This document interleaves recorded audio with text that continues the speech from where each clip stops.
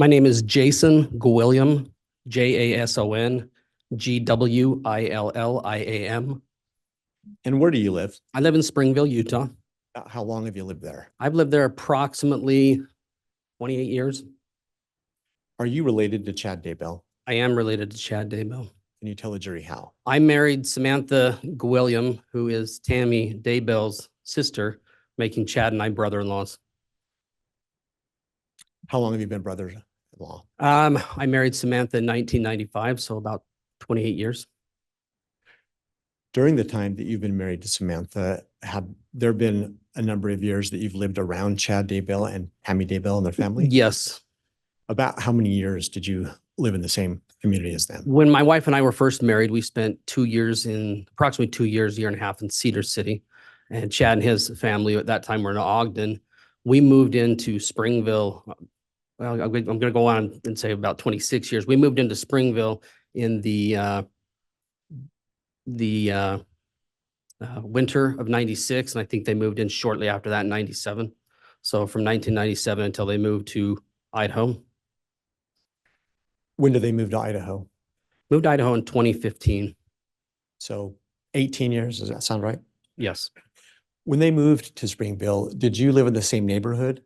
When they first moved in, we actually lived across the street from each other. After that, sequentially, we moved around the corner. We were probably within a block for that entire time. Can you explain to the jury kind of the nature of the relationship? How often did you have interaction with Chad and his family? We would have interaction with them. It wasn't uncommon for at least once or twice a week. In Chad and I's case, probably sometimes 3 to 4 times or more a week. Did you go to the same church? We did attend the same church. Did you and Chad ever spend any time working together?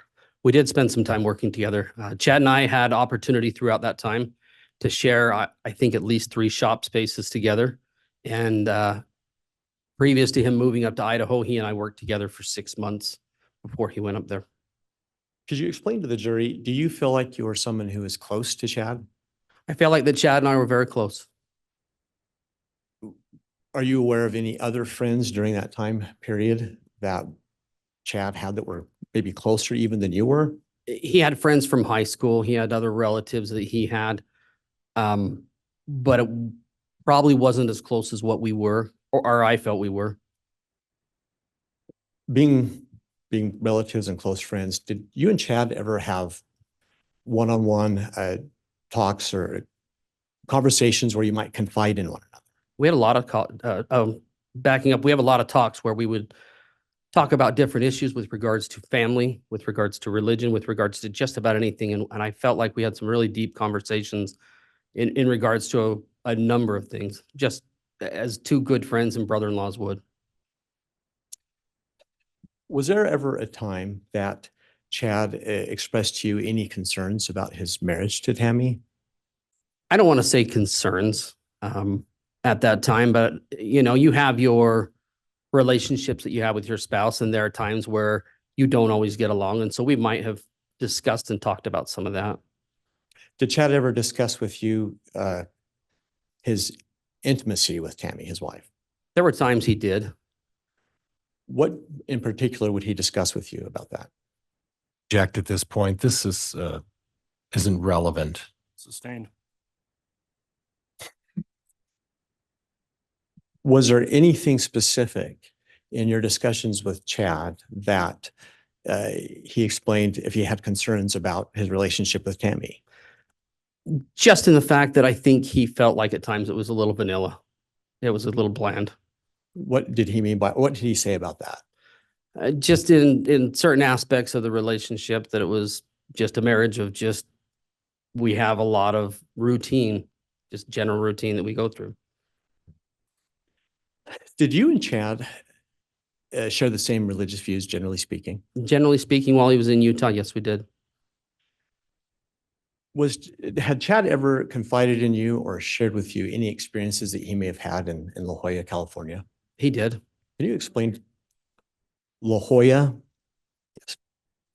Can you explain to the jury what did he tell you about that experience? Said he had an experience that was a little life-changing in the fact that he was in the ocean large wave came in, a lot of rocks, smashed him against the rocks, chewed up his back pretty good. And it was one of those moments that you just don't forget. And did he also share with you an experience that he had in Flaming Gorge, Utah? Yes, he did. Judge, I'm going to object at this point. This is becoming leading. Overruled. Yes, he did. Thank you. What was that experience? Another experience in his youth where he was jumping off cliffs, and as he hit the water, he felt that his spirit separated from his body and become torn from his body. Is that something that he'd explained to you originally? He had talked to me about that. Judge, could we get some foundation as to time, date? Sure. Can you let the jury know, when did these conversations occur? What year approximately? Conversations occurred early 2000s when we would have conversations about that. And we'll get to it later, but was there a later time that you also discussed these? We did discuss these later. Yes. But in the early 2000s is what you're saying as to these two conversations, is Yes. that right? I'm going to have you, Mr. Rickson, as well as you, Mr. Gwilliam, just please slow down a little bit and try not to talk over the top of each other for our record. Thank you. Sure.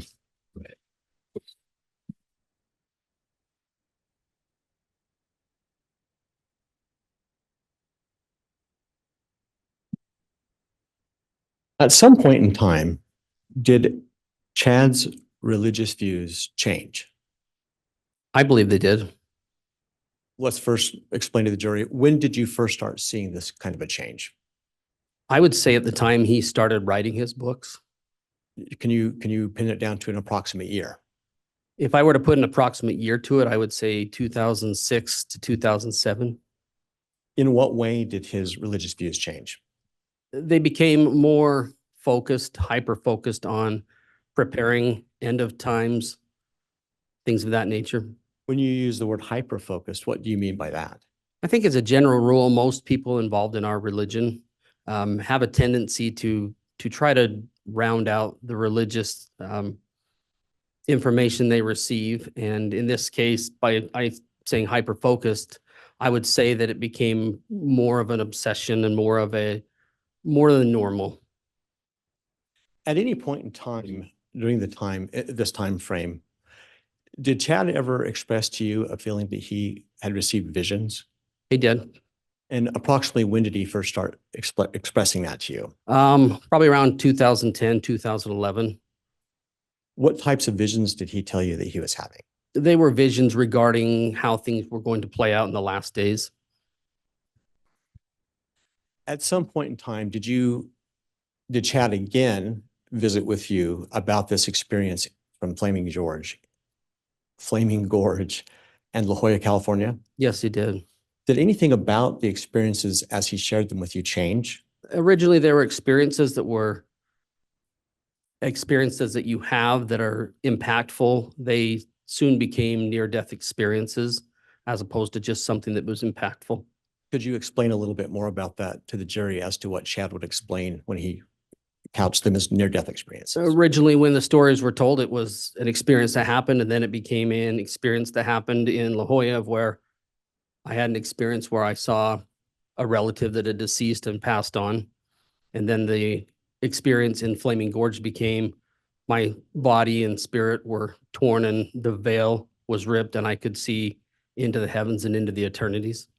Was there anything about that change that you were concerned by? Yeah. What was that? That it wasn't consistent, that it just became more of a narrative now. From that point forward, did you continue to see Chad's religious views change? I did. In what way? It again started focusing more on end times, more on what would happen in America, what would happen with things in the future. When did he first start expressing his views on those things? That would have been around 2013, 2014. And could you be a bit more specific about the nature of what he was telling you? He got involved with other authors. They started to publish books and write books. They would talk about, in particular. Judge, I'm going to object at this point unless there's some foundation that establishes how he knows this rather than this narrative. Sustain. Can you just isolate your comments to things that you heard directly from Chad? Chad Daybell told me there would be 2 earthquakes that would happen. There would be the Wasatch wake-up quake. And Judge, could I have some foundation as to when this discussion supposedly took place? He's Is already, that an objection? That's an objection, prior- Judge. Overruled. go ahead, please. These conversations started in 2013, 2014, and continued on until he left to go to Idaho and continued on past that. And I think before we had an objection, I'd ask you to explain to the jury kind of the nature of the things he was telling you about his change in view. I was informed that there would be earthquakes, that there would be destruction in America. I was informed that there would be invading troops that would come from various different countries into the Americas. Did those views that he shared with you, did they cause you any concern? Sure. In what way? Well, it's a fear tactic. What do you mean by Judge, I'm that? gonna object. Calls for speculation. Overruled. You may continue. In my opinion, it's a fear tactic. It's a way to let people know I know more than you, and therefore you should listen to me. Why did you perceive it that way? I perceived it that way because when you bring up anything on a natural disaster, it has a tendency to create fear. When you bring in wars and rumors of wars, it creates fear. Eventually, I think you said Chad and his family moved to Idaho. Yes, And what year was that again? 2015. At the time that he moved, had he invited you to move with him? He had. Can you explain to the jury how that request went and why he was asking you to come? Towards the end of 2015, he expressed his desire for my wife and I and family to move up to Idaho so that we could be in proximity with our families, with each other. Did he say any more about that?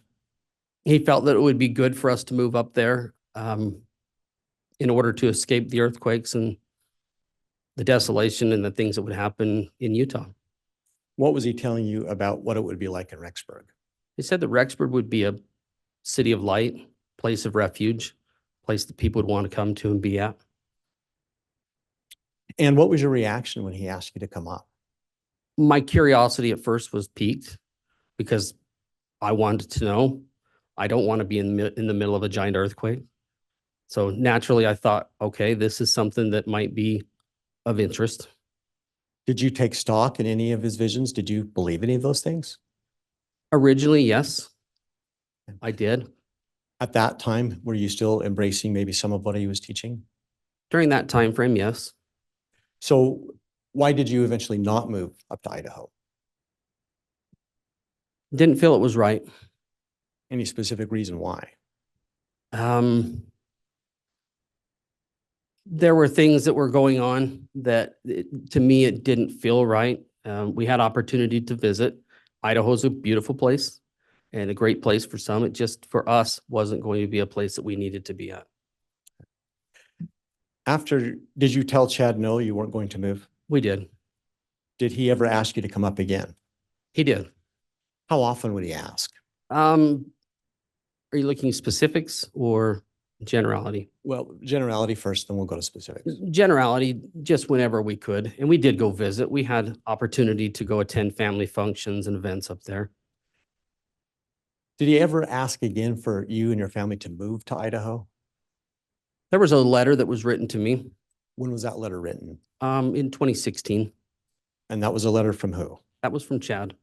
What did he say in that letter? In that letter, he essentially told me that we needed to be in Idaho.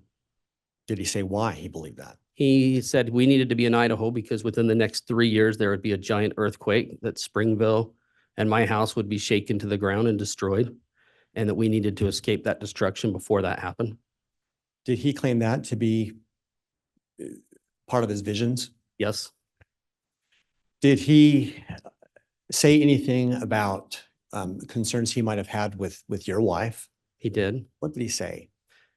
He'd informed me that she was allowed to go south and that the spirits, in particular, the dark spirits, would allow her to go south to do whatever she wanted to do, but she was not able to come to Idaho to see the glory and the visions that would happen, and that she more or less was being held back.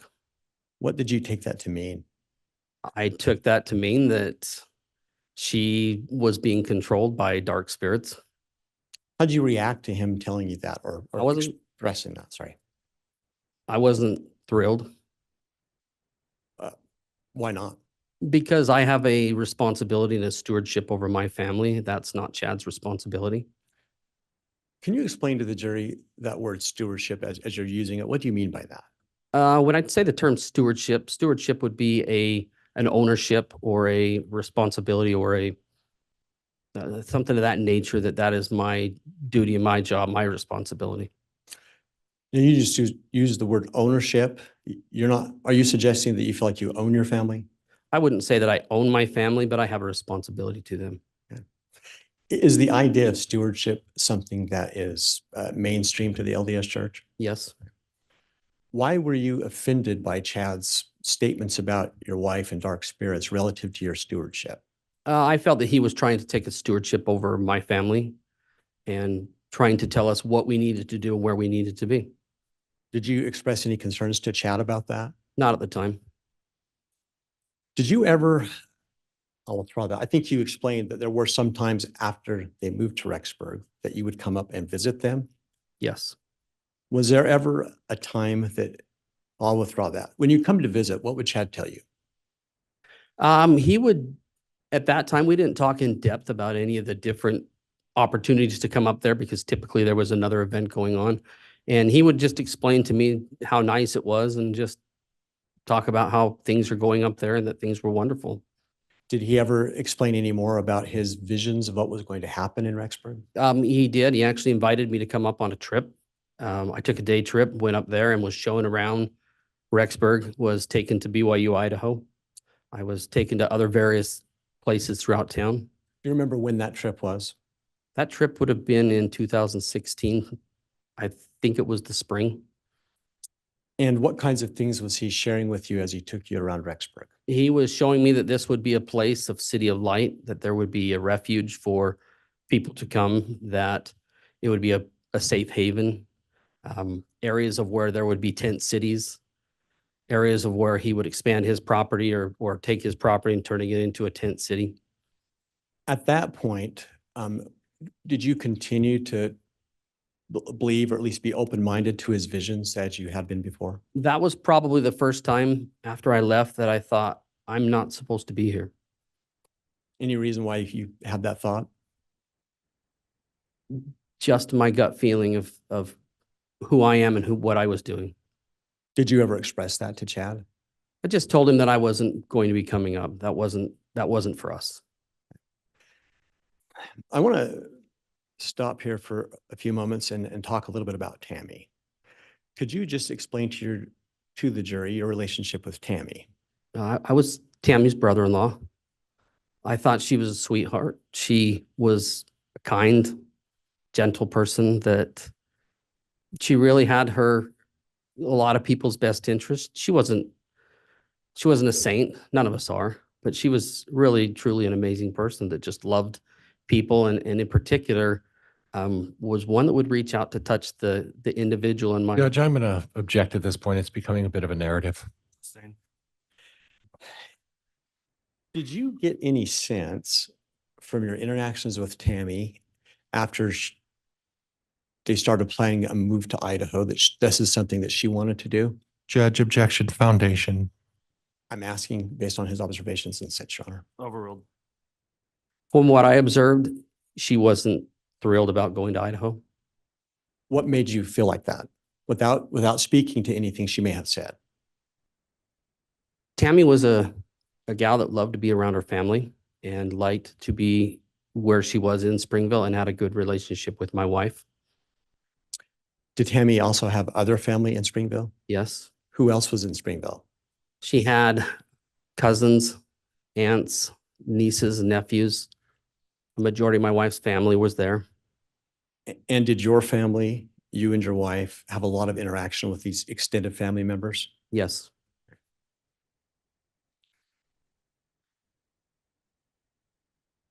Did you ever make any observations about the way Chad and Tammy interacted with each other? I did. What observations were those? Some of the observations I had were that They were happy while they were in Springville.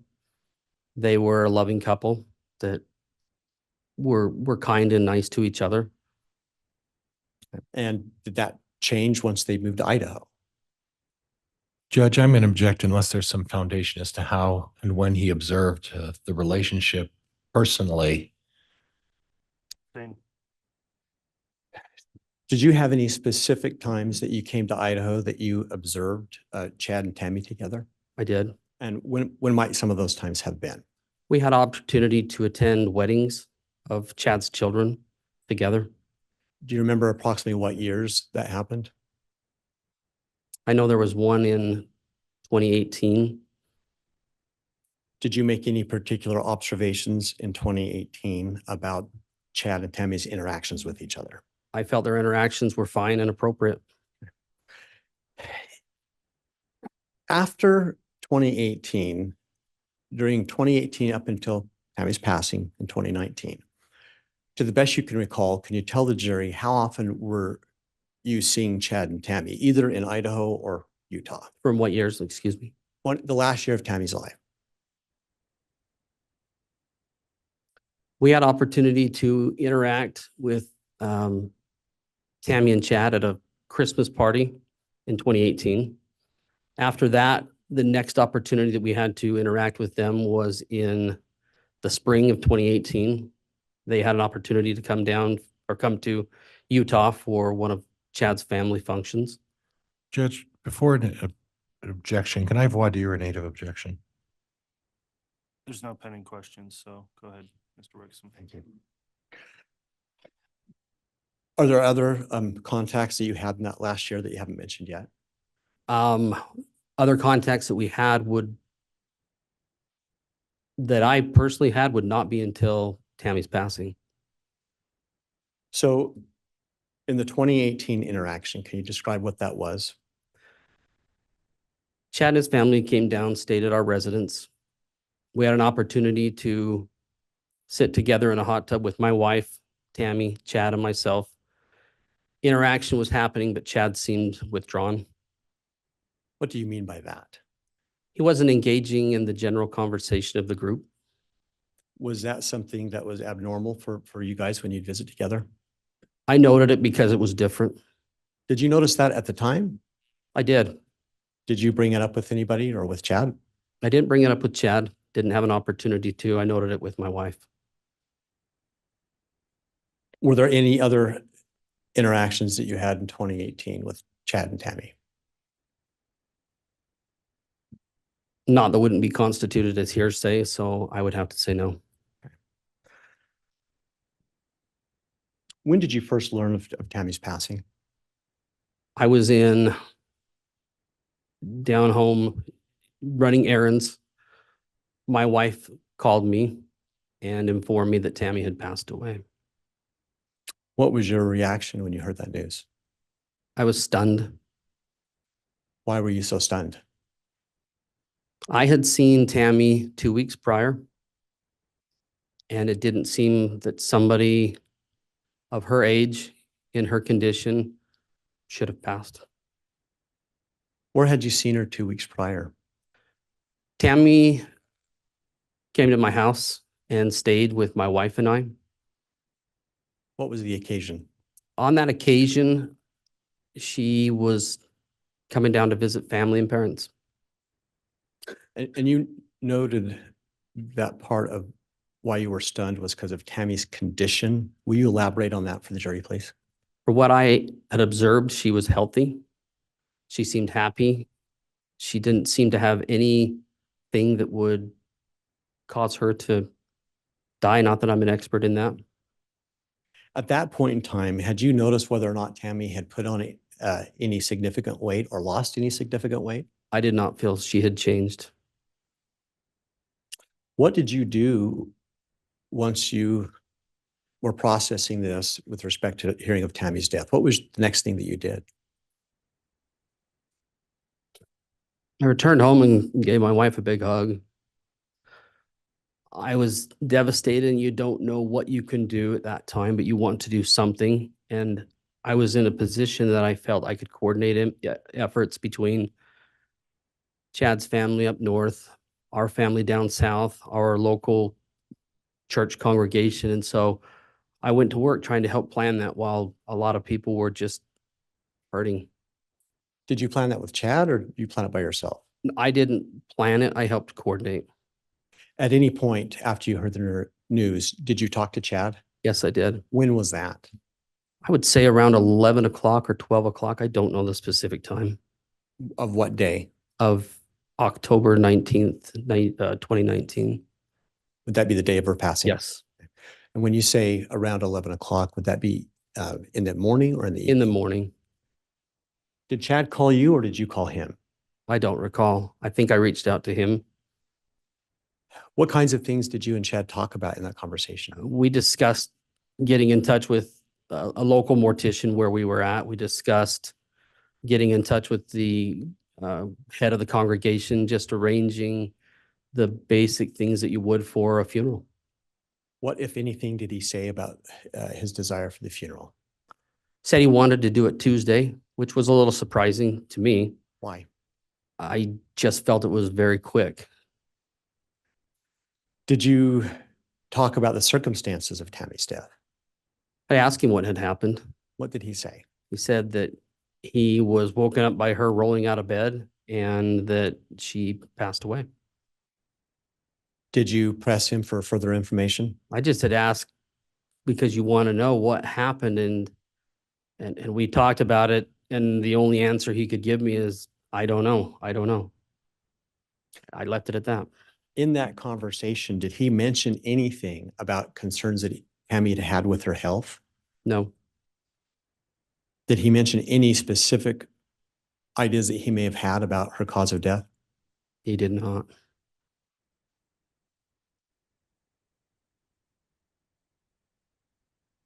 And later to that day, well, let me withdraw that. In that conversation, did the topic of an autopsy come up?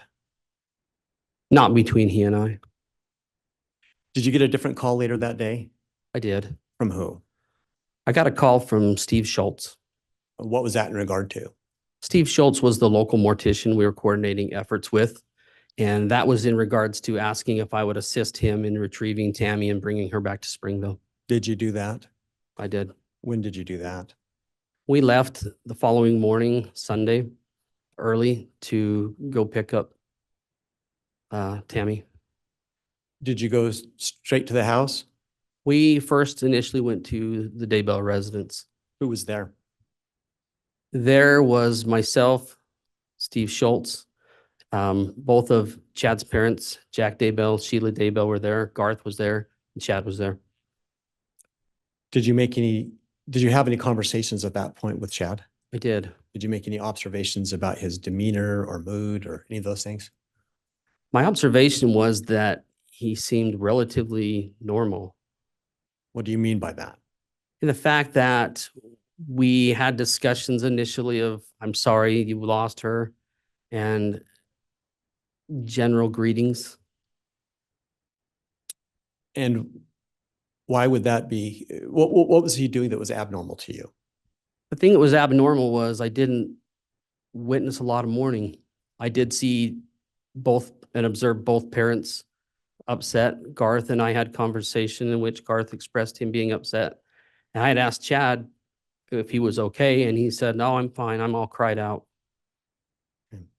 Did you continue to discuss funeral arrangements at that point? Yes. What kinds of things in terms of arrangements did you discuss with him? Just when, where, what the timing would be, things that you would do with a funeral. Was there anything about his demeanor in that exchange that stood out to you? I would just say that it would just seemed off. And by that, I didn't feel like at the time, I didn't feel like it was normal when someone lost a spouse, but everybody does grieve differently. And so I didn't think any more about it beyond that. Was there any more talk with Chad about the circumstances of Tammy's death at that point? No. Did you then, did you help Mr. Schultz remove the body and take Tammy to the We mortuary? did. We went from there to the funeral home and picked up Tammy, placed her in the vehicle and proceeded to head south. Do you feel like at any point during that transport or the transport to Utah, did you get a chance to observe Tammy's body? I didn't get a chance to observe Tammy's body before transporting. No. Did you after? After, I had an observation of just her area from the shoulders up to observe her face. And when was that opportunity?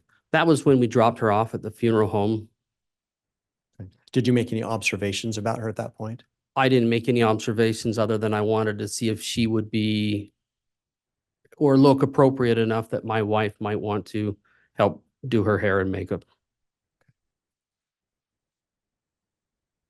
After taking her to the Utah mortuary, do you recall, did you attend any viewings for Tammy? I did. Which viewings did you attend? There were two viewings associated with her funeral. There was one that was on Monday night, and then there was one before the funeral Tuesday morning. Did you have any interaction with Chad at the one the night before? I made attempts. We didn't have a whole lot of exchange. He was busy. I was busy. And so I wanted to try to connect with him, but every opportunity I had, we just missed each other. Was that necessarily unusual given the circumstances? I don't feel it was unusual with the circumstances. No, So is it fair to say at that point you didn't have any concerns about? no, I didn't. And then did you attend a viewing the following morning? I did. Did you interact with Chad at that point? Maybe small talk, nothing substantial at that time. Did you have a chance to observe him at that point as well? I did. Did you notice anything during that interaction that caused you any concern? The family prayer, which is customary at a religious event that we have with a funeral, seemed a little off. He was really shaky and very unsure on his feet and almost just seemed different. Could you expound on that? When you say off and different, what do you mean? He was rocking back and forth and side to side and giving the prayer and not crying, but trying to cry was what I felt. Did you hear the words of his prayer? I did, but I couldn't recall them right now. Anything besides what you just explained at the viewing that caused you any concern? No, I did have chance to observe Tammy in her coffin at various times, and she seemed at rest, peaceful. And you attended the funeral. Yes. Did you make any observations about Chadder's behavior during the funeral? During the funeral, I was watching one of their grandchildren in the back, and so I did not have opportunity to observe as much as I might like to, and so I did not. And then after the funeral, did you attend, was there a family luncheon held? There was. Where was that held at? That was held at the same place that we had the funeral. Was that directly after the funeral or what time frame? After the funeral, we proceeded to the cemetery where she was interned. And we were there for what I felt like was longer than normal. Considering everybody wanting to visit, I thought, okay, this is fine. We'll stick around for a while. And then after that is when the luncheon occurred down at the church. Anything that stood out in your mind at the luncheon? At the luncheon, we all arrived at the church. And while we were there for probably 25 to 30 minutes waiting for Chad to arrive. Didn't want to start, felt it might be inappropriate if he was not there. And I finally had a phone call that he informed me that he was still running behind and that we should just go ahead and get started without him. I don't know if I missed this, but did you say how long it took for him to eventually get to the luncheon? I didn't mention it, but I would say probably an additional 15 minutes.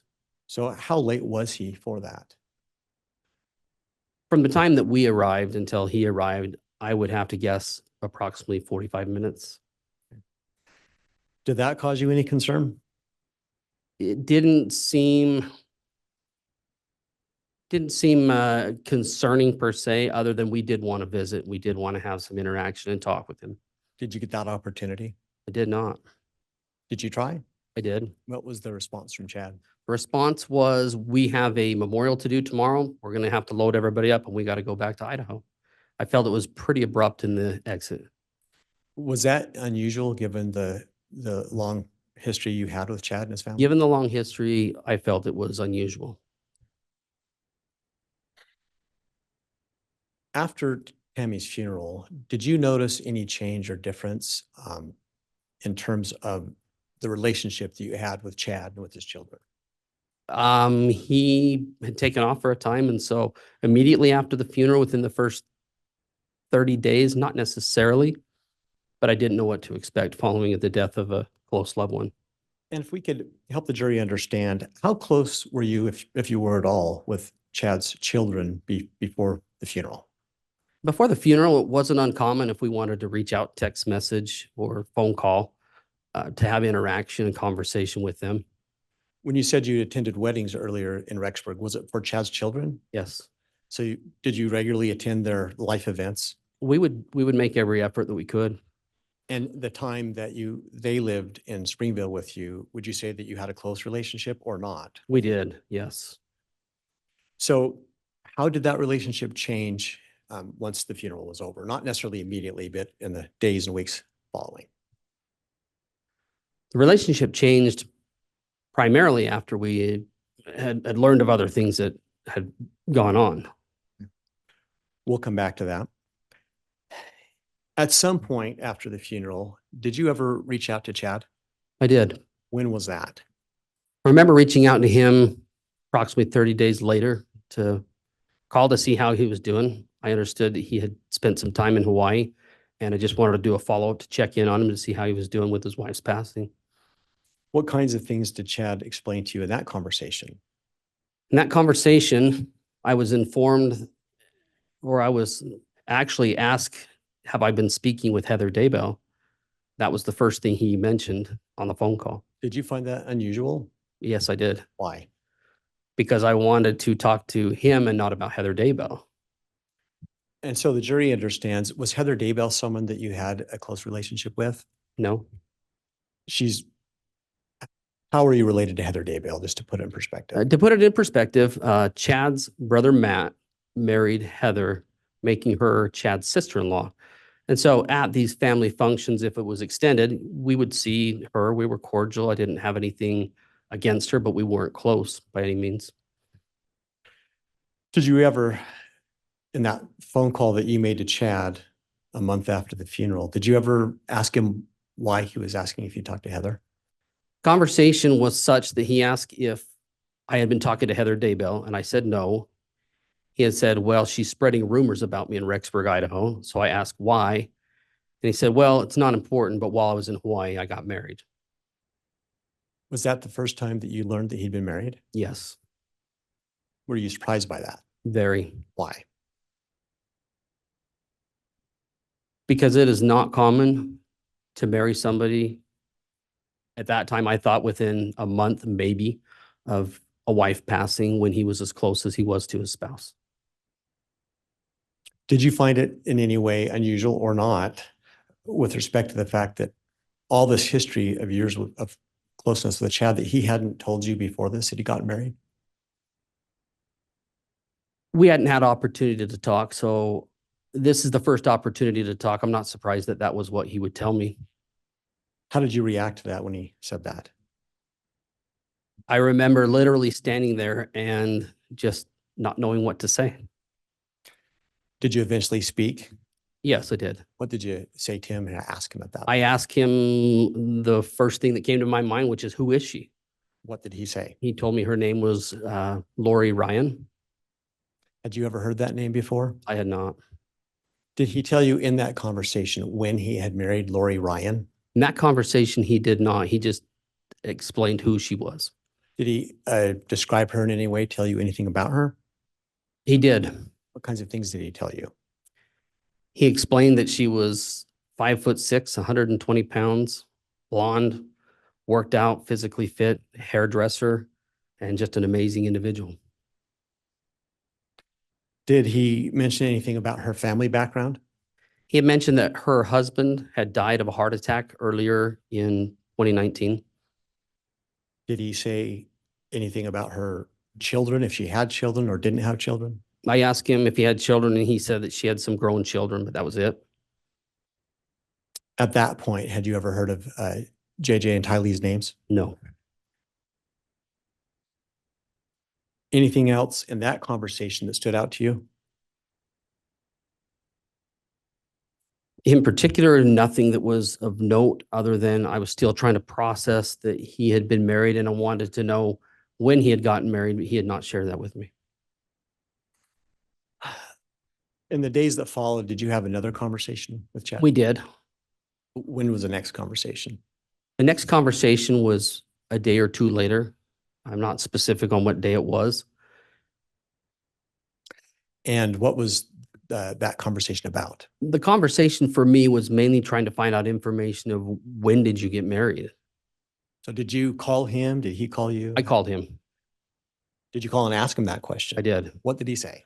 He informed me at that point that he had been married on November 5th. Did he say anything else about his marriage? Not a lot about the marriage itself. I want to back up. Back on November 19th, did Chad ever ask you to do anything about this information that he'd been married? You know, when he did share that information with me, the one item that was a little surprising was that he asked me not to tell anybody. Did he give you an explanation as to why he didn't want you to tell anybody? He just said, don't let anyone know. And I informed them he needed to call our in-laws and let them know. And he just didn't give him information. He didn't give a reason. So then going forward to that phone call and you had a couple of days later, did he say anything about how his kids had reacted to the marriage? He did. What did he say? He informed me that his kids knew that he was going to be getting married before he went to Hawaii. And what was your thought at that point?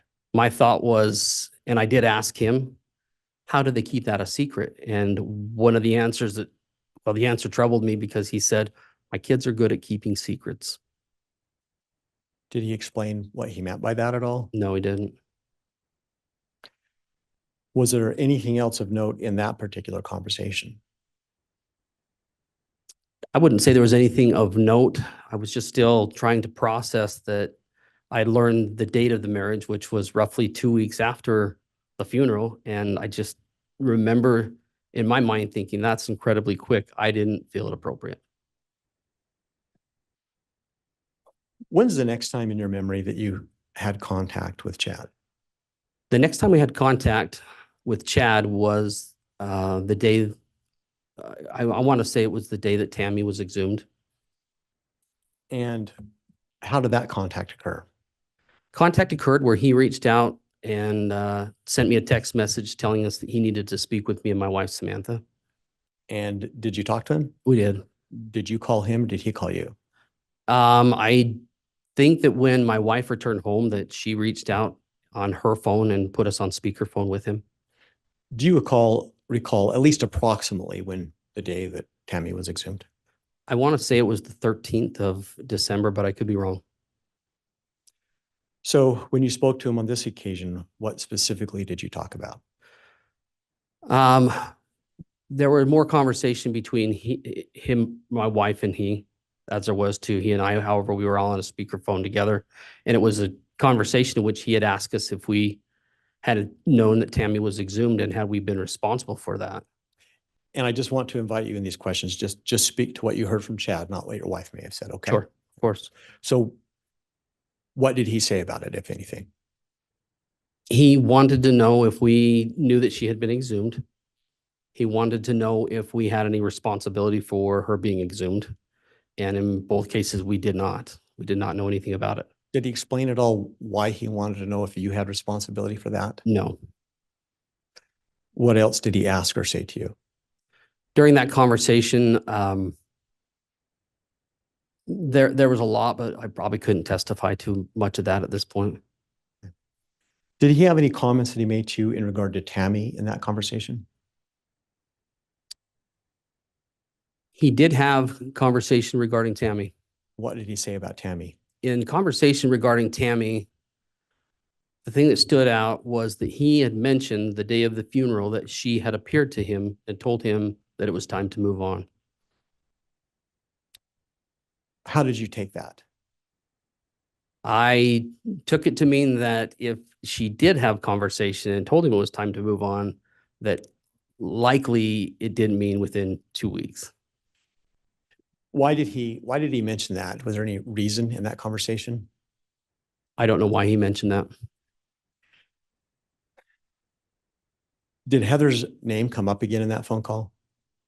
In that phone call, I don't know. I can't testify that did or not.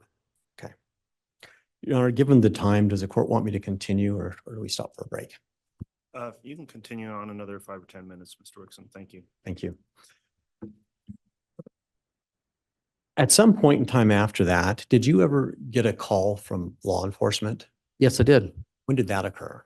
That occurred approximately December 18th, 2019. And do you remember who it was that contacted you? I don't specifically remember, but that they requested they wanted to meet with me. And did you do that? We did. Yes, I did. Where did you meet with them at? I met with them at the Springville Police Department. Did they explain to you what they wanted to meet with you about? Not until I arrived. When you got there, what was your understanding of what this was about? When I arrived, my understanding was that there were 2 missing kids that were affiliated with Lori and Chad, What were the names of the kids that you learned about? JJ and Tylee. And did they explain to you why they were asking you about? They did. What did they say? They had informed me that they were children of Lori's, that these children have gone missing, that they had asked for a wellness check on the children, and that they had not been able to find them. Did that cause you any concerns? Yes, it did. What were the concerns? The concerns were primarily that in previous conversation, Chad had told me that Lori did have children, but that they were older, that they were not minor children, and that these children were missing and affiliated with the 2 of them. In that conversation with law enforcement, did you learn anything else that was concerning to you? I think I took away primarily that that was probably the biggest concern. The other concern might be that they weren't able to get in touch with them, that they weren't getting communication from them. Do you recall approximately the date that this happened? I believe it was December 18th. And do you happen to recall the names of any of the law enforcement that were with you? We're law enforcement from, I recall the agencies. There were law enforcement agencies from the FBI, the Madison County Sheriff's Department, Fremont County Sheriff's Department, and I believe Rexburg Police Department was there as well. And during that conversation, did law enforcement ask you to do anything? They didn't ask me to do anything specifically. Did you do something to try to help them? I did. What did you do? I told them that I'll call Chad, find out where he's at, what's going on. Did you mean that you would do it right then and there? Sure, why not? In fact, did you do it right then and there? I did. To the best that you understand, was law enforcement listening to that conversation? They were. Have they informed you that they were going to record it? I asked them to record it. When you called, did Chad answer? Yes, he did. Mr. Gwilliam, just for clarity, since we had a break, I believe that one of the last things you said about this phone call was that you had asked law enforcement to record it. Is that what I heard? Correct. Why did you ask that from law enforcement? I wanted to know if there was going to be any answers that would help to find the 2 missing kids that they were inquiring about. And I thought it would be helpful that if there was information given that would assist in that. I thought it'd be good to record it. And in the conversation, who literally participated in the conversation? There was myself, Chad Daybell, and Lori Daybell. Nobody else comes into the conversation? I don't believe so. If in fact, have you recently heard that conversation? Recently, yes. If you did have the opportunity to listen to the very early portion of the conversation. Would that be something that you could recognize and identify? Yes. Your Honor, at this time, the state's proposed Exhibit 308, which is a recording of that phone call. We would seek to have the opportunity to play the first portion for this witness to help identify it. And for clarity, we will be offering it under 801 D2. All right, if you want to play just a very limited amount, enough to lay some foundation for the witness, and then don't publish anything more than that, Mr. Wixom. Thank you, Judge. I would ask for 30 to 60 seconds.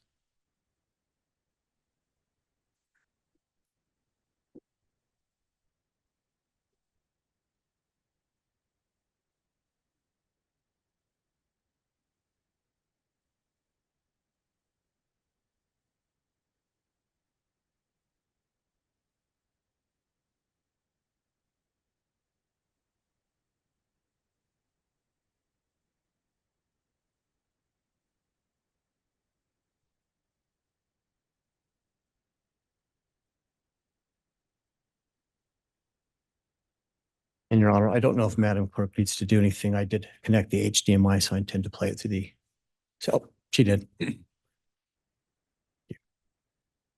Sir, I'm going to play a very small portion of the phone call and then ask you if you're able to identify it. Hello. Chad, what's going on? Message. You got, all right, what the heck is going on? I got people coming down from Rexburg. Mr. Wixom, I think that's probably enough. Sure. Go ahead. Thank you. Mr. Gwilliam, do you recognize the voices in that call? Yes. Do you recognize that recording? Yes, I do.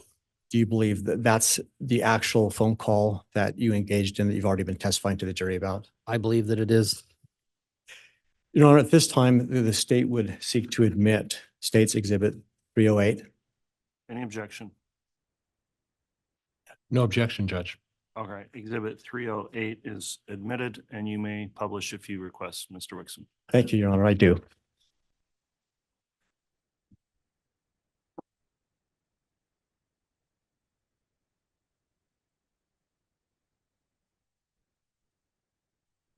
Sir, I'm going to continue to play this call. I may stop at points and ask you some questions. They're wanting to talk to us. What? Yeah, I'm just saying, I'm like, I don't know if I want to talk to you guys and yeah, I have people wanting to question and talk to me about you and what you got going on, and I'm like, okay, why? And so I thought I need to reach out and find out. Lori's there, so let me just put that speaker. Okay, sure. So go ahead and state what is happening so she can hear. I have people calling me from Rexburg saying, we want to bring you in for questioning and talk to you about what's been going on, and we're trying to find some kids. And what do you know about it? And I'm going, I don't know anything. What? Why? What? Okay, no, I don't know what's going on. And so, Yesterday, they actually went to Leah's house and tried to threaten her. We're not fully sure what they're trying to accomplish. It's mainly one detective in Rexburg. okay, So finally, we got a hold of an attorney, and that's pretty much where it goes from here. It's just, just everything to the attorney and stuff. Okay. yeah, just, we can text you his name and Yeah, probably should.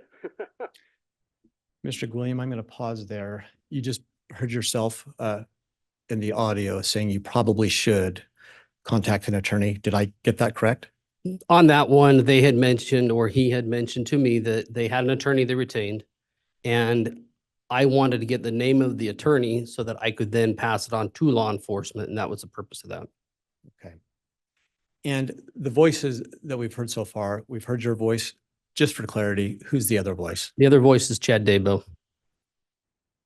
say who you need to. You know me, I don't deal with a lot of this stuff very well. I'm just like, okay, I'm a simple dude. What's going on? What do you guys want to do? What's happening? What's going on?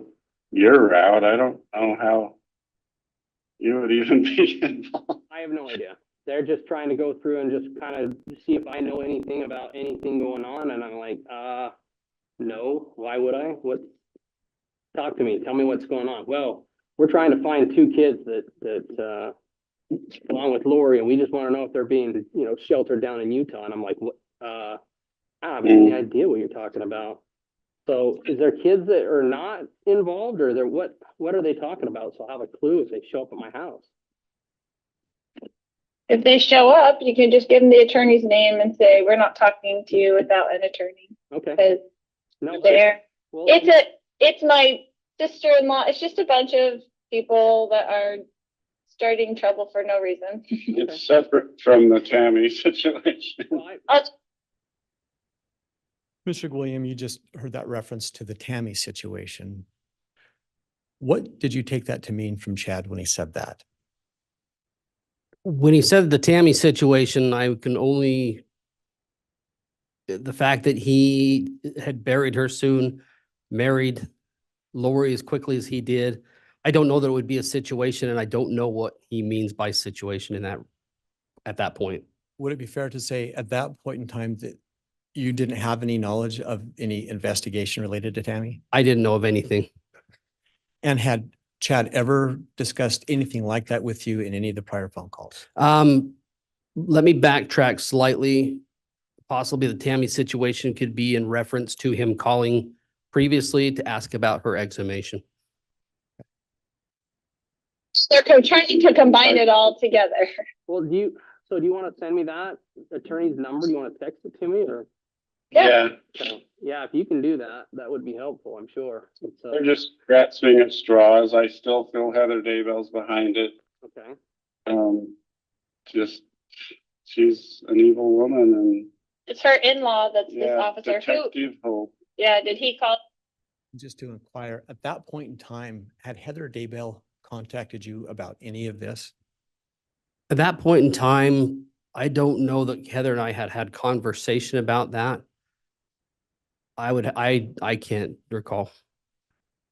You? No, Was it he didn't call me. It was another individual. And so, yeah, that's where I'm like, okay, this is getting a little bit weird here. And so I thought I'd reach out to you to find out, what's going on. And so. So Anyway. we pretty much blocked them.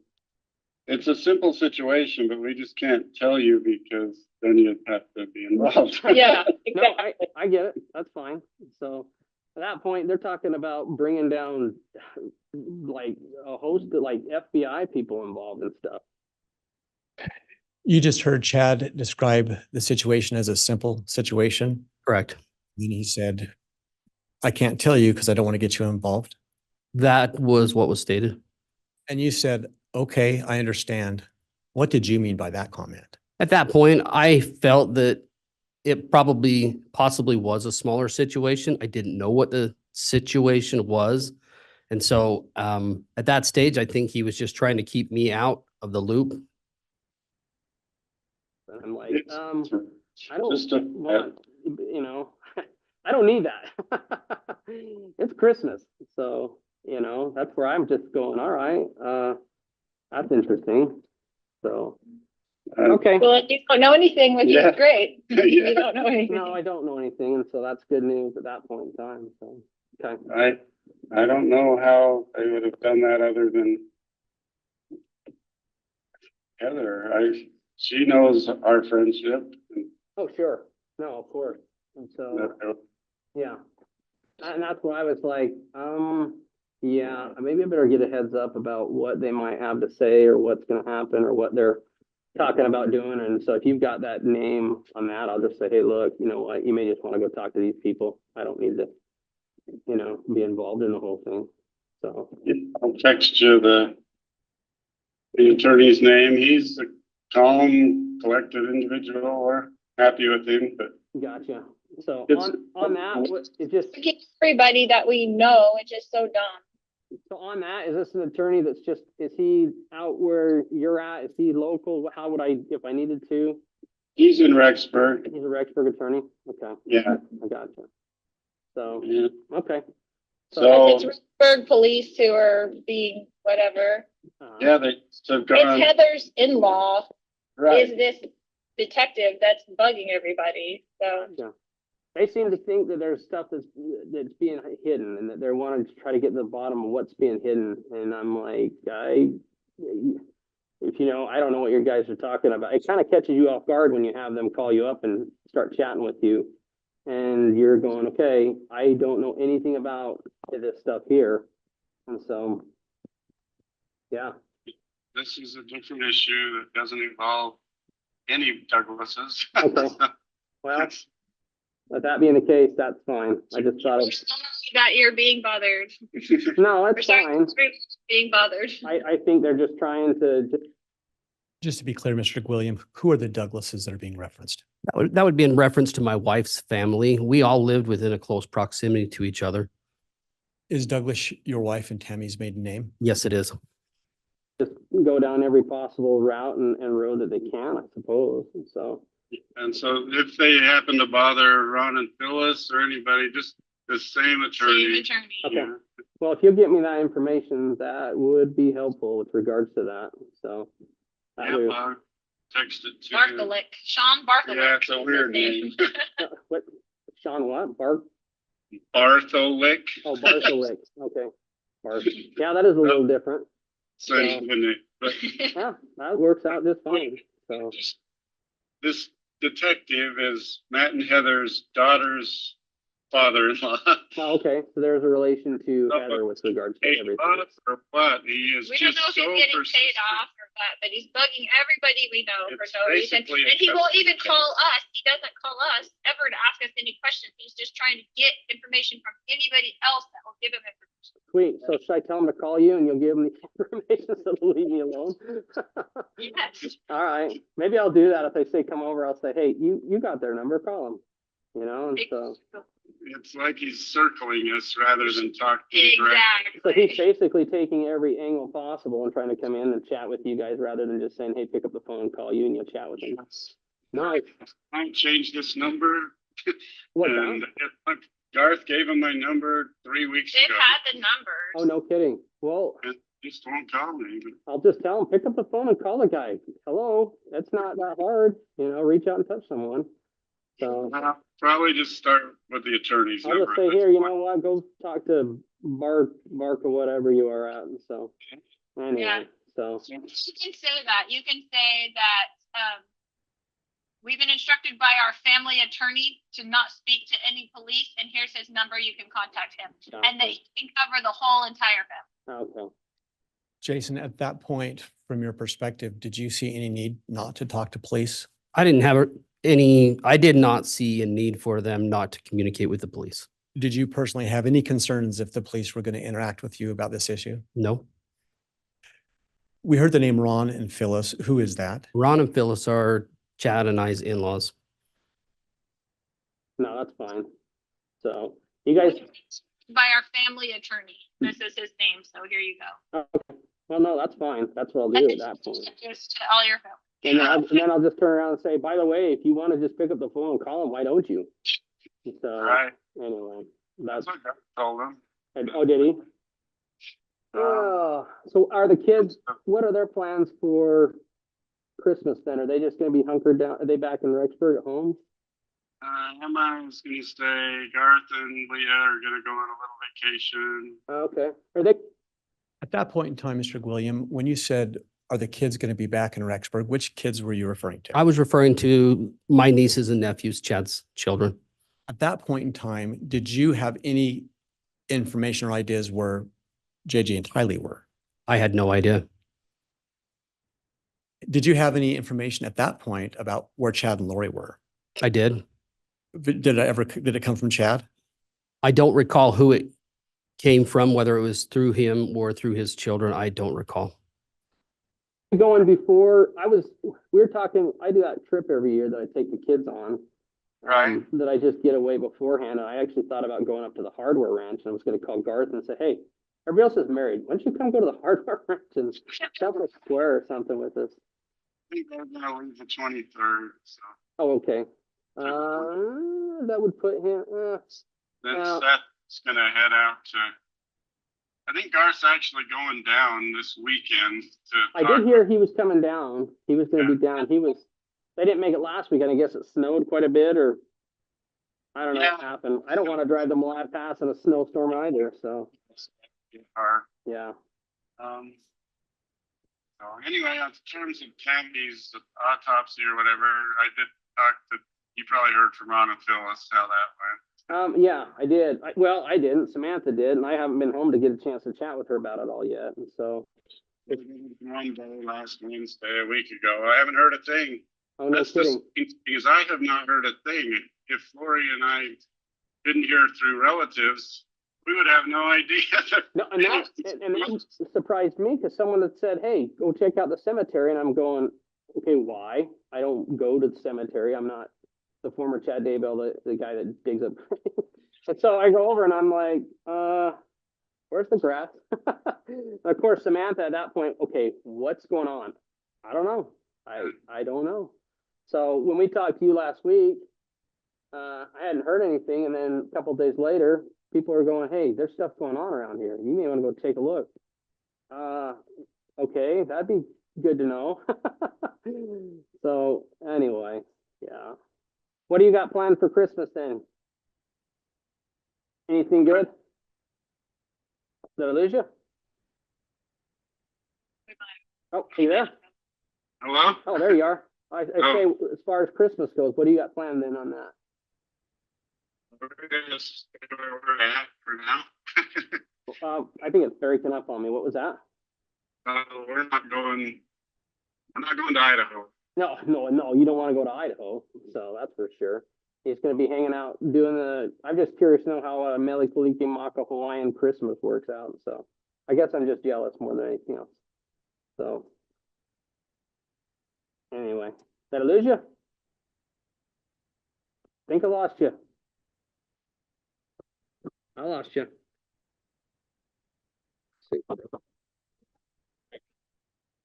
Mr. Gwilliam, I'm just, again, having listened to the full audio, is there any reason for you to think that that audio was altered in any way? I don't believe it was. You captured the full conversation. Yes, sir. What did you mean when you told Chad, you don't want to go to Idaho? What was your reference about that? He had informed me that basically he didn't want to have to talk to cops face to face. He'd rather just them call. And so I just making small talk at that point. At that point in time, or any time subsequent to that, I'm sorry, did you ever talk to Chad again? That was the last communication Chad and I ever had. Ever had? There's Yeah. no other communication. Why is that? Couldn't tell you. Did you make efforts to reach out? There was another time after the first of the year that I made an effort to make a phone call and it was unsuccessful. The number that you called, was that the same phone number that you had been calling for this call, for example? Yes. When you say unsuccessful, did nobody answer? Were there voicemails? I mean, what I do you mean? couldn't testify to, I can't recall. You just didn't contact them. Right. Do you ever recall any follow-up, missed calls back from Chad to your phone, any emails, any text messages? No. And at some point, did you learn where JJ and Tylee had been found? I did.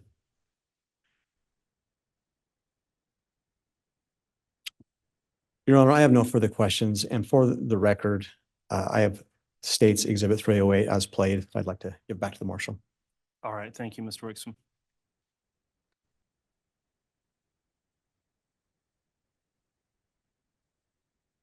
All right, once you're ready, cross Mr. Pride. Thank you, Judge.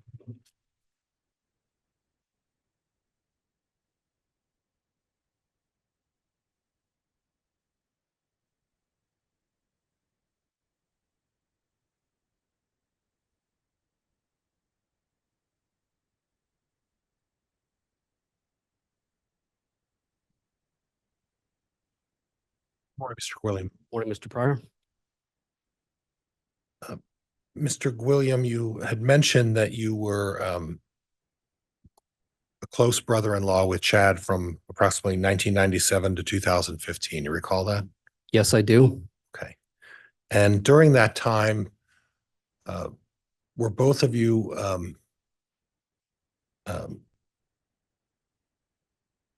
well, let me rephrase that, Judge. During that time, both of you were involved in your LDS faith in Springville, Utah. Would that be fair? Chad and I attended the same ward. Yes, Okay. And that's what I was getting at. yes. And as far as your participation in that ward, did either of you hold any positions of authority or deference in that ward during that time? Yes. And which positions were those, sir? I don't recall specifics. I can tell you to speak to Chad, and I want to preface this by saying absolutely loved Chad. Was an amazing individual. He served as a counselor in our bishopric as well as a president of the Elders Quorum, which is an organization group of men. Okay. So he held a bit of a prominent position within the church from 97 to 2015. I would say at various times throughout that, yes, not all at the same time. And during the same time, he was writing these books that you expressed some concern about, correct? He was starting to write the books at that time frame. Well, 2006, he started writing the books is what you recall. Is that correct? I would say yes, And he was writing those throughout 2015. Is that correct? he was. Okay. And there were no concerns at this point. These were just topics of interest that Chad expressed in and wrote about in his books. Would that be fair? At the time, yes. Okay. And then he moved in 2015 to the Rexburg area.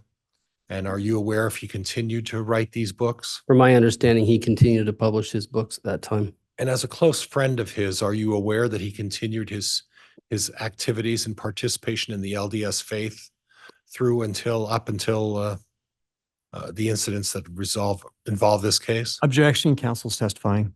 Sustain. Are you aware of whether he continued to participate in his LDS faith up until the facts that led to this particular case? My Objection, understanding that's is the he same did. answer, Your Honor, or same question, Your Honor. Overruled. You can answer. Yes, he continued to publish books. And you described how the relationship in Springville between Chad and Tammy was a relatively normal marital relationship. Do you recall that? They had what I would consider a normal marital relationship. Yes. And your testimony previously was that up and through 2018, that marital relationship, from your observations, continued to be relatively the same. I didn't observe them as much when they were in Idaho as I did when they were in Utah. But from my perspective and what I observed, I would agree. Okay. And I'd like to go over a little bit of the time frame from 2015, the frequency with which you had contact with Tammy and Chad from 2015 forward. You mentioned a couple of family events. What else was there? Let's start with like 2015. Do you have any specific recollection of what you may have participated in with both Tammy and Chad in 2015? In 2015, we did not go to Idaho. Okay. They would come down to Springville quite often. They still had some medical things going on with regards to kids and braces, things that would carry over from one area to another. And so that we would see them more in 2015 when they would attend and come south to where we were. Okay. And in 2016? 2016 was when I got a letter censuring me to say, hey, this is what you need to be doing. And Okay. so we did take the opportunity in 2016 to visit more often. Okay. And how often, when you say more often, how often is that? I would say during 2016, we probably went up there 3 to 4 times. Okay. And again, they would continue to come down south and visit us down there. And was that a frequent visit down to Springville? There was back and forth. Probably we would engage in physical seeing of each other, likely once a month. Okay. And then again in 2017? In 2017, I don't recall, but a lot of similar activity continued. Okay. 2018? In 2018, There were some weddings, mission farewells, of which we went north. They did again come down south for just various activities. There was a family Christmas party, and there were times that we would get together for various reasons. And you mentioned something, at least my notes reflect that there was an event in spring of 2018. Spring of 2018. I don't know that it was, let's see, spring of 2018. I don't think it was spring of 2018. Okay. Excuse me. No, I'm not going to testify to that. I don't recall. Okay. And then there was a Christmas party in 2018, correct? There was. That was that 2018 going into 2019, or was it 2017 going into 2000? It was 2018 going into 2019. And nothing particular. Again, the relationship between, at least what you observed, seemed to be relatively similar to what you've experienced. From my observation, yes. Okay, all right. And Chad still engaged with his children, still engaged with Tammy, engaged with the extended family as well, correct? Typically, when Chad would engage with the extended family, it was more he and I going off, Okay. communicating, having conversation about various things in life going on. Okay. And then what I understand you're saying is after 2018, after Christmas, that's when you may have observed some changes. Is that fair? I would say in 2019, we did not see them as much. Okay.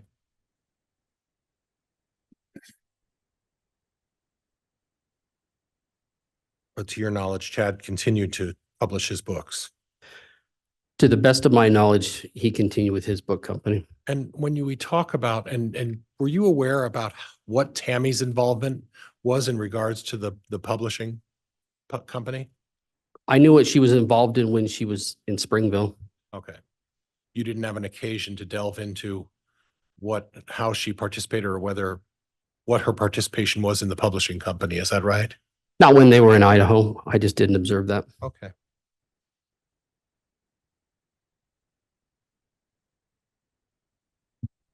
Now, I want to go to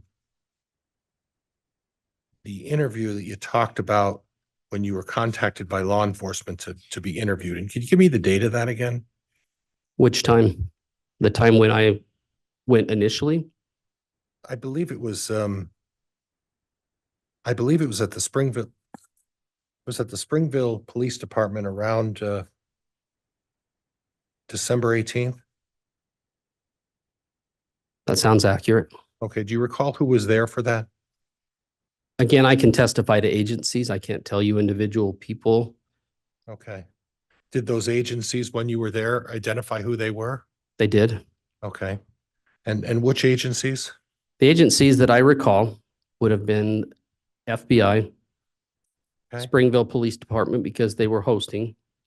There were individuals from Rexburg, meaning I don't know if it was police department or Madison County. And there were Fremont County representatives. Okay. And when you say representatives, were those all police officers? From my recollection, I believe they were all police officers. Okay. No one represented themselves as anything other than a police officer at that time? At that time, it was represented as law enforcement. Okay. I'm going to have you look to my left, and the gentleman sitting at the seat with the red tie, do you recognize him? I do. And he was there at that time for the interview. of you. Objection is to relevance, Your Honor. Overruled.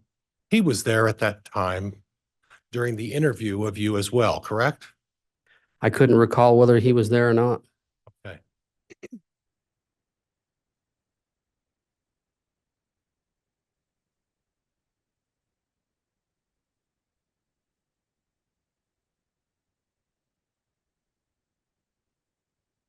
But needless to say, nobody at that meeting identified themselves as a prosecutor of any agency at that point. Did you recall that? At that meeting, there were individuals that were speaking. At that point, they did not represent whether they were law enforcement, whether the only one that stood out that seemed different to me was an individual that claimed to be with FBI. And I thought that was different just because you don't normally deal with the FBI. Okay. Now, during the call that you recorded, I heard reference to a family attorney. Yes, sir. You heard that as well, correct? Yes, sir. Did you get the impression from the phone call that, or did you get the impression that the suggestion was that this was a family matter? I got the impression that there was a civil situation going on because of two missing kids, and they gave me an attorney's number to go ahead and contact them. And so for it being civil, criminal, at the time, I didn't know the difference, didn't care. I wanted to know about two kids. Okay, but you did hear the reference by one of those folks, Chad or Lori, about it being a family attorney, correct? I heard the reference to being attorney, whether family or not, I heard attorney. Okay. Would it help you to refresh your recollection by listening to the tape? Not necessarily. If you're Okay. saying that's what you heard, then we can do that. We can go there. Okay. And did you hear a reference that about Garth giving them the number to contact Chad and Lori? It was either, I think it was Garth that was given the number a few weeks earlier. Okay. And a few weeks earlier from this recording would have been when? I would probably, and this is a guess because I can't say and can't testify to it, but I would anticipate that it would be around the time of an exhumation. Okay. And in regards to the exhumation, Big word. for me it is. Well, big word bonus for both of us. Okay. In regards to the exhumation, did you have any information as to the length of time or how long that process took? Not until it was mentioned by Chad in the phone call, Okay. what was involved, I had no idea. Were you aware that the exhumation was just a one-day situation? Objection, counsel is testifying, Your Honor. Sustain. Do you have any knowledge about the length of the exhumation Currently or previous or what time? right now? Currently, I understand that it was a process that took 24 hours, I presume. And according to the tape, what you understand, was it your understanding that Chad was not informed of that process until afterwards? I don't think that anybody in the family was informed about the process, so it wouldn't surprise me that he wasn't either. Okay. And the information you have is that you folks weren't advised of it, correct? Negative, we were not. And as far as you know, Tammy's mother and father weren't apprised of it, were they? My understanding is that nobody within the realm of the Douglas family was advised of what was taking place. And as far as the Daybell family, can you speak to that? I can't speak for the Daybell Okay. family.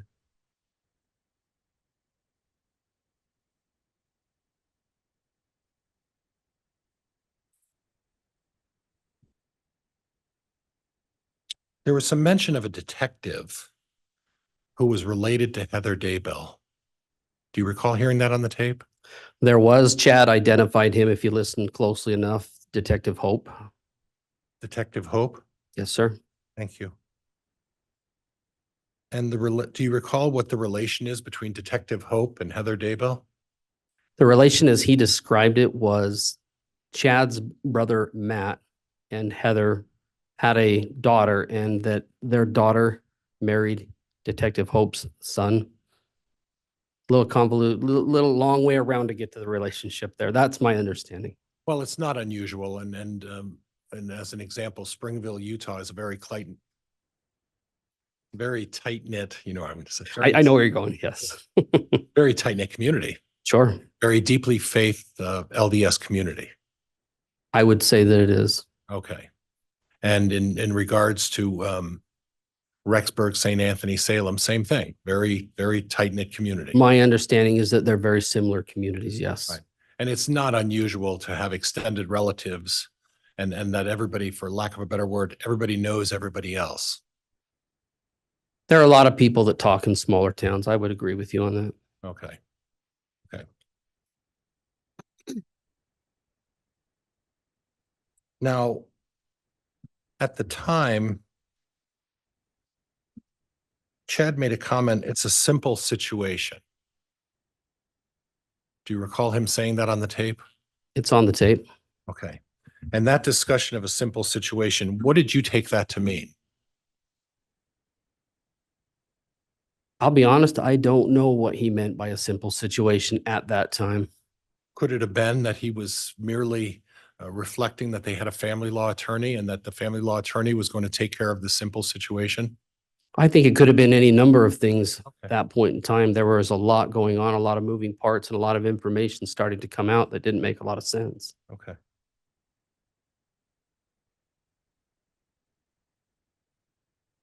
There was also some mention of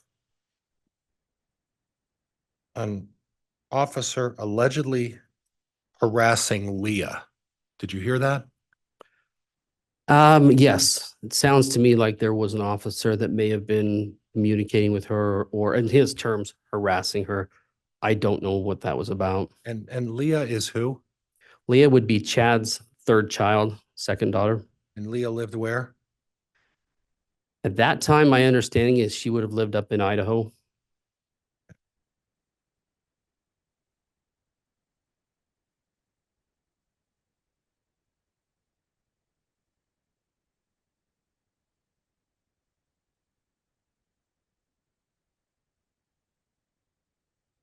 There's a discussion of Steve Schultz.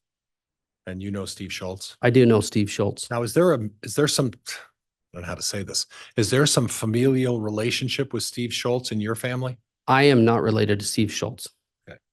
But you would describe him as a close friend Steve Schultz is a close friend of mine. Yes, and a close friend to Chad's as well. absolutely. And both of you know him quite well. We have known Steve for probably 12, 15 years. I'd say he's a good friend, good man. Honorable man. Yes.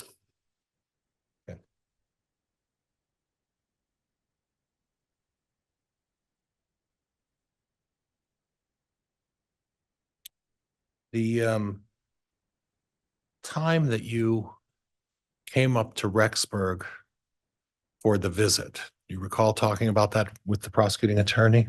Which visit are you referencing? The one where I think it was shortly after 2015, where you came up and were looking around and Chad took you over to be. It would have been in 2016. 2000, Yeah. I'm sorry, 2016. Please make sure to not talk at the same time as each other. Thank you. Wait for his question to be finished. Thank you. And as soon as I said that, I realized I did exactly what the judge told me not to do. So I'm going to slow down. So you went to the BYU campus at that point. We did. Did you happen to go to the BYU library? I don't recall going to the BYU library. Specifically, he wanted to point out to me the conference center that was new on campus. But as far as the library goes, I don't recall if we went there or not. Did you have any knowledge as to whether Chad made it an occasion to go to the BYU library on a regular basis? I don't know what his habits were with that. Okay.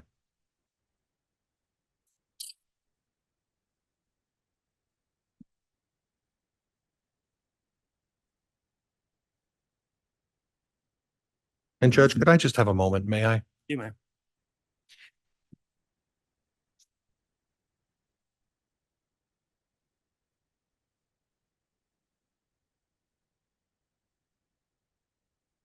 And at the time when you showed up to see Chad at Tammy's passing, you went there obviously with Mr. Schultz, correct? I did. And at that point, Chad had indicated to you that he was all cried out. Is that right? That was the expression, or as close to the expression that he used with me that I can recall. Okay. And when he did the family prayer, was it your understanding that he wanted to cry, he just wasn't crying? I wasn't sure what he was doing at that moment. It Okay. didn't seem as conventional as I thought Okay. from my perspective. Have you read any of his books? I've had occasion to read a few of his books, yes. And do you understand those books to be fiction or nonfiction? When I first read them, my understanding is that they were stories that he had just made up. I later come to understand, and he told me that these were based on events that were to occur, With some literary license, correct? likely. Embellishment in any event, correct? Mm, I would presume so under the circumstances. So if, when you read his books initially, you felt that they were just nonfiction, correct? Just a simple reading, yeah. And then you discovered that he has a pattern when he writes books. He draws from personal experiences, correct? He has a tendency to draw from personal experiences, bring personal characters into based on people that he knows and or has had interaction with. Right. He wrote a book about his, boy, she'll kill me if I say this, the oldest daughter, Emma. Yes, sir. There was a series about Emma. Is that right? That were based loosely around. I think that's correct. Yeah. And that was consistent with his pattern to write books and then either embellish or take some literary license, correct? I would think that at first he wanted that to be the case, but as he explained to me, these are things that are going to be occurring and that will happen. I would say the literary licenses would come with who the characters are. Right. And what the character development, maybe. Okay. I don't know for sure. And on this issue, you talked a little bit about visions and some of these events that took place. Is that something, having visions and expressing those beliefs, something that's inconsistent with the LDS faith? I would say with the general LDS faith of the general membership, that to have visions and to share them publicly is not something that's very common. But to have visions? I would think that people receive inspiration and guidance for themselves. I don't know that you would constitute them as visions, and I wouldn't say that everybody does, but I can't speak for a general populace of several million. So, and that's fair. Yeah. And quite frankly, it's not the having guidance or having some inspiration or divine vision. What you have issue with, if I understand, is the expressing and telling people about those respective visions. Is that fair? I would say that most people don't have expressive visions. I would think that that's not really the case. I would think that people have general inspiration with regards to their lives and what they might do, but probably not express them as much.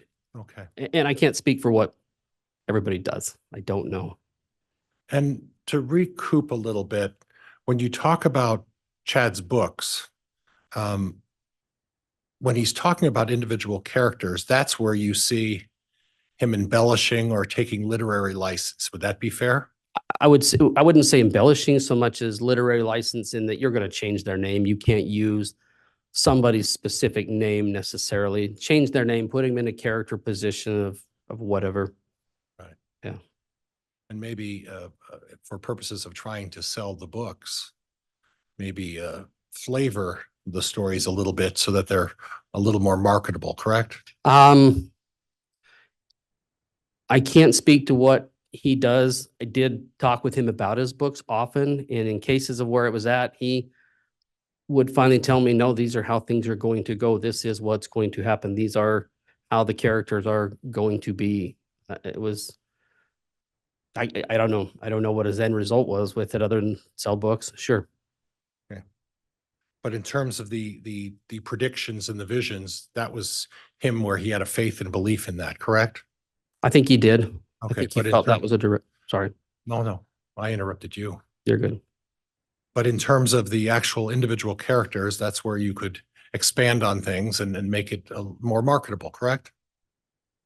If you're going public with something like that, possibly. Okay, all right. Judge, that's all I have. Thank you. All right, thank you, Mr. Pryor.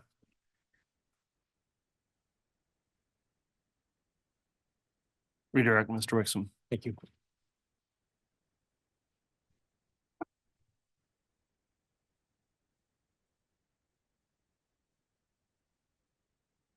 Mr.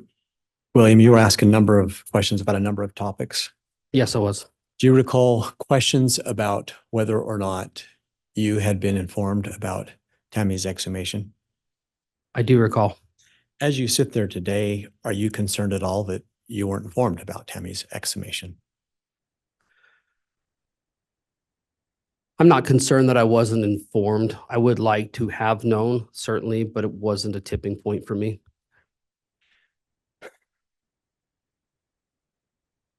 You were asking questions about who was present at various law enforcement interviews that you've had. Yes. And if I heard you correctly, you don't remember any names. Is that right? Having thrown that question at me in that moment, I don't recall any names. If I search deep enough, I'm sure I could recall some names. Let me ask this question. Reflecting back, let me withdraw that. To the best of your recollection, how many law enforcement contacts have you had relative to Chad? I don't want to say the term a surprising number because that's not where I want to go, but I would say probably 20-ish, maybe more. There have been a lot of individuals that we've talked to, that we've expressed challenges that we've had with, and I don't recall a certain number. I want you to reflect back and think, during those law enforcement contacts, did any of those members of law enforcement in any way try to influence what you would say or do? No, they did not. Did you, in working with law enforcement, ever tell them anything that wasn't true, the best that you understood? I did not. Did you ever get any feeling that they were trying to influence you? I have a brother who's a police officer. I've never felt intimidated by a police presence, and I didn't feel that they were doing anything more. The process of dealing with a lot of this until the kids were found was just, can we find some children? That was their primary concern, and that's what I felt they were trying to express and see what they could do. In any of your interactions with law enforcement, did you ever have any inclination that they weren't sincere about the desire to find these children? I did not. Calling your attention to the December 18th law enforcement interaction when you made the phone call, either at any point in the interaction, did the phone number that you used to call Chad, did you make sure that law enforcement had that phone number? I definitely did.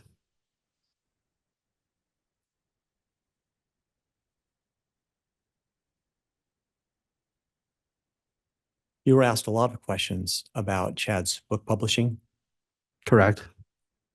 From 2015, 2014 forward, did you have any concerns about his book publishing and how they might be influencing Chad? On his book publishing or authors he published? Or Any part of his book publishing that may have influenced Chad, or concerns if you had those? I was concerned with one particular author that he really seemed to push a little more, but that might be it.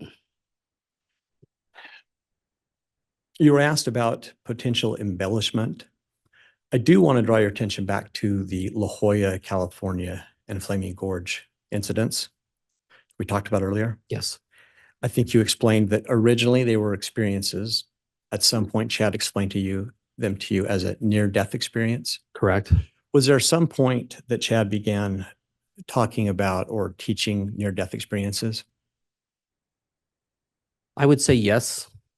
About when was that? I would say probably around the time frame that he moved from Utah to Idaho, that became more of a focus in talking about and dealing with near-death experiences, and had a couple of authors that had similar views. Did that cause you any concern? Initially, no, because I was fascinated a bit with that.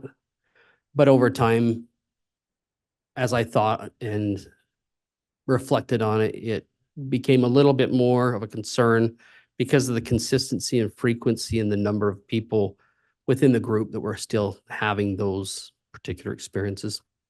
Why were you concerned in that regard? I was concerned because it just seemed like it was almost to an unhealthy level. What do you mean by unhealthy? It became a focus of sorts, that, and it did primarily that. Mr. Pryor had asked you a question in relationship to Chad's statement in the phone call that was recorded about it being a simple situation. Do you remember that question? I do. At some point, did you learn that Tylee and JJ were buried in Chad's backyard? I did.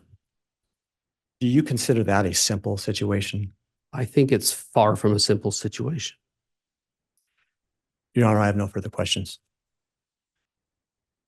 All right, Mr. Pryor, any requests for recross? Yes, Judge. Yes, I'll allow some limited recross.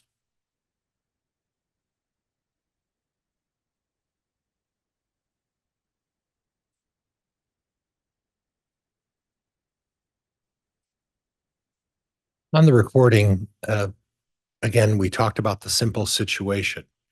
You're talking about the end result as far as what happened with the two children, correct? Correct? But at the time on the tape recording, there was reference at least once or twice to a family law attorney. And isn't it true that you know, Chad, wouldn't that imply that he believed that this was a custody matter? I don't know what he implied by a simple situation. I can't speak for what his intention behind that was. He did give me an attorney's number. And at the time that was going on, I had met with law enforcement. I didn't feel it was a simple situation by that point. I don't know why he would state that. Okay, but I'm not asking what you thought. Mhm. I'm asking you as someone who has known Chad for a significant amount of time, Mhm. for him to make a statement that it was a simple situation and then providing you with a family law attorney's information. In- Objection, Your Honor. This is calling for speculation. Sustained.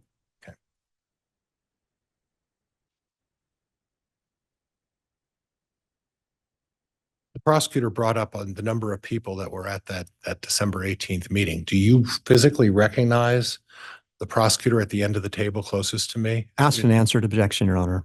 Sustained. Nothing else, Judge. Thank you. All right, thank you. That will conclude the testimony then of Mr. Gwilliam.